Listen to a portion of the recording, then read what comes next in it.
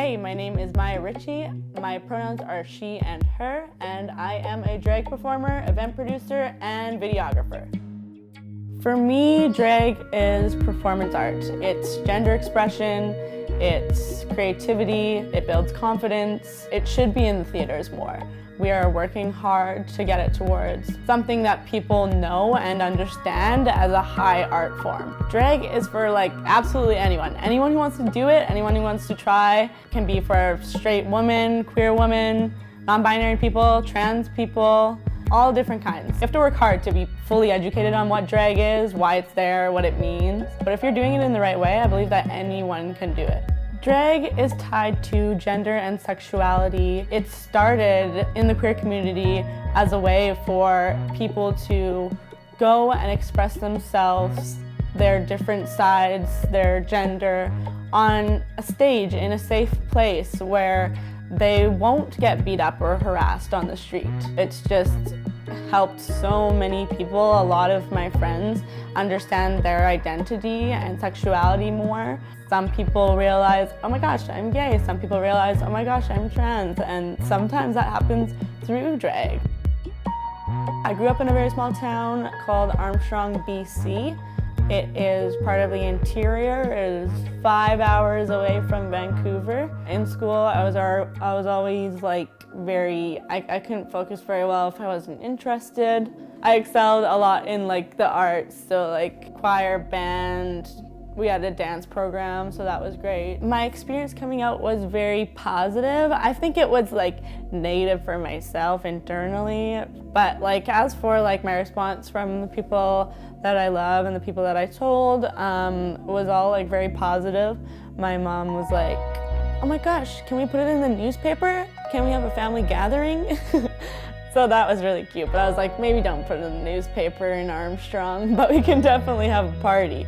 Most of my friends already thought so and blah, blah, blah. So I was like, I guess I was the only one who didn't think so, I guess. I met my best friend, Chris Reed, also known as Continental Breakfast. They're my drag parent now. The first time they walked into the room, I was just like, oh my gosh, their outfit was so cool. I was like, I want to be friends with them so bad. I was like, ugh. By that time, I knew more about myself and what I wanted to be involved in, and I was just really excited because I didn't really have any queer friends. At one point, I think it was I had been contemplating it for 6 months, which is far too long. Never do that. But I ended up having a great debut, and I had support from so many community members that I already knew and had worked with even. I perform in a lot of different spaces. I perform at just popular Vancouver gay bars. I perform at queer warehouse spaces. Social media is a huge way that any event producer or drag performer can get the word out that they are having a show. Helps me connect with my friends, my family, and people who watch my drag. It gets me jobs.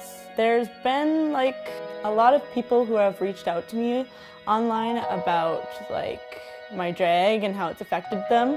So that's a really nice way to have communication between people who probably wouldn't get it at a show, because the performers are really busy. But when someone has access to contact you online, it's really, really nice to hear what they have to say and how your art has affected them.